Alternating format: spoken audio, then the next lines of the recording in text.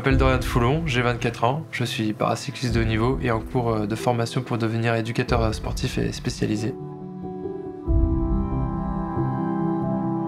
Je suis né avec le pied gauche à l'envers, donc à l'âge de 3 mois on m'a bloqué la cheville pour le remettre vers l'avant, et donc ça a entraîné une atrophie musculaire de la jambe gauche. Donc en fait c'est comme si je pédalais à une jambe et demie sur le vélo.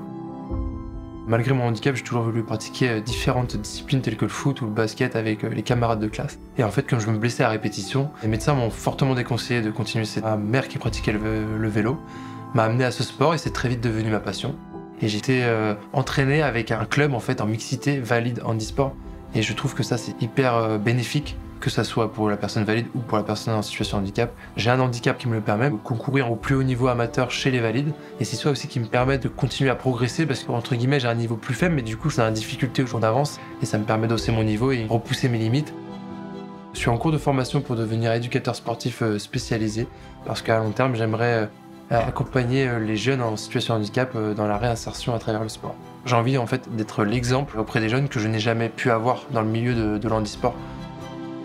Ma vie sportive, c'est vraiment une bonne école de vie parce que j'ai eu des obstacles et dans la vie professionnelle, on a toujours des obstacles et c'est ce qui nous permet d'avancer. En arrivant au pôle espoir paracyclisme, on m'a proposé ce projet d'aller chercher une médaille pour Tokyo. Moi, j'avais 13 ans et c'est moi qui me suis mis une pression à travers tout ça en disant il faut absolument que je sois champion du monde très vite. Et j'ai eu un moment de déclic quand j'ai eu le bac et après j'ai progressé en 1 an et demi, 2 ans, j'ai eu une progression hallucinante. Aux Jeux paralympiques de Tokyo. Il n'y avait personne dans les tribunes, il n'y avait pas de la famille, j'avais pas tout mon staff perso qui avait fait autant de sacrifices que moi en toutes ces années. Et c'est quelque chose que j'ai très mal vécu. Et du coup, après cette médaille, j'ai appelé tous mes proches en visio. Je suis resté 1h30 en pleurs au sein du vélodrome. Et ça, c'est ce pourquoi je fais ce sport en fait, pour se procurer des émotions à moi-même, mais aussi à tous mes proches.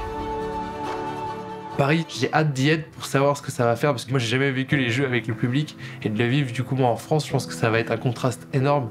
Je mets les bouchées doubles pour arriver en forme et j'essaierai de ramener 2 médailles d'or, c'est mon objectif. J'ai pour ambition d'aller jusqu'au moins à Los Angeles en 2028. Quand j'étais jeune, j'envisageais de faire 4 Paralympiades jusqu'à 2032 à Brisbane parce que ça aurait fait 4 continents donc l'histoire était belle. Pour l'instant je me focalise vraiment sur Paris, on verra par la suite. Il faut mettre en place au sein des clubs valides l'insertion des personnes en situation de handicap, même si aujourd'hui la pratique ne peut pas se faire en même temps, qu'il y ait cet échange, ce contact. Et en fait, c'est comme ça qu'ils vont se pousser vers le haut. Il faut en faire une force, je pense, de cet handicap et bien le sensibiliser, l'expliquer et pas le cacher au contraire, parce que le cacher, ça fera pas avancer la société. Malgré cet handicap ou une différence, on peut réaliser de grandes choses. Croyez en vos rêves et mettez tout en place pour y arriver.